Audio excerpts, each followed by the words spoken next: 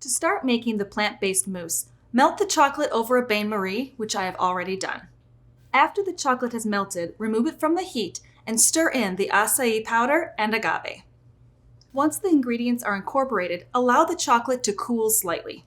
Next, while the chocolate cools, it's time to whip up the aquafaba. I personally have had the best results using the liquid from canned chickpeas. Whip the aquafaba to medium peaks.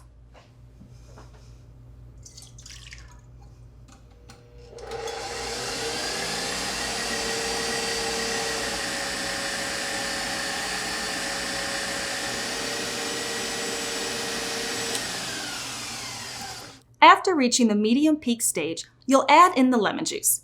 Even though we're not working with eggs, adding an acid still really helps the aquafaba stabilize and hold its structure to make it stronger and not weepy.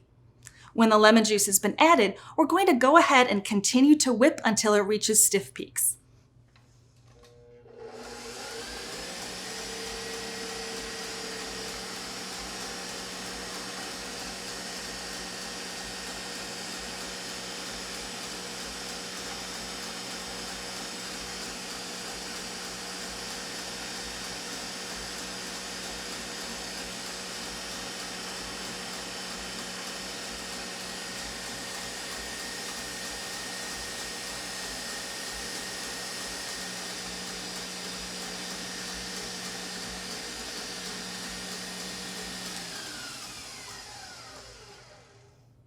Just as you would with any other mousse, the next step is to gently incorporate the chocolate, taking extra care not to deflate the aquafaba.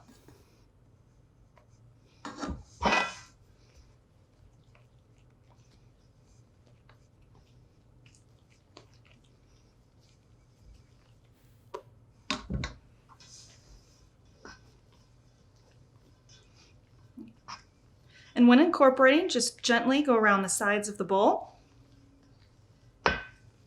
just stirring gently for even incorporation.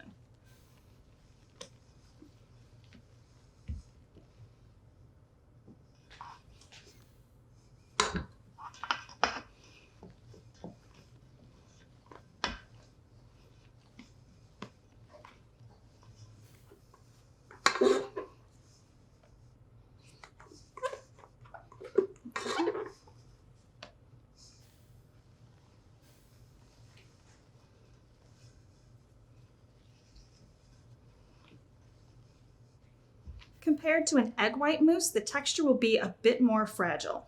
After adding the chocolate, carefully spoon the mixture into a vessel and allow it to chill in the cooler for at least an hour.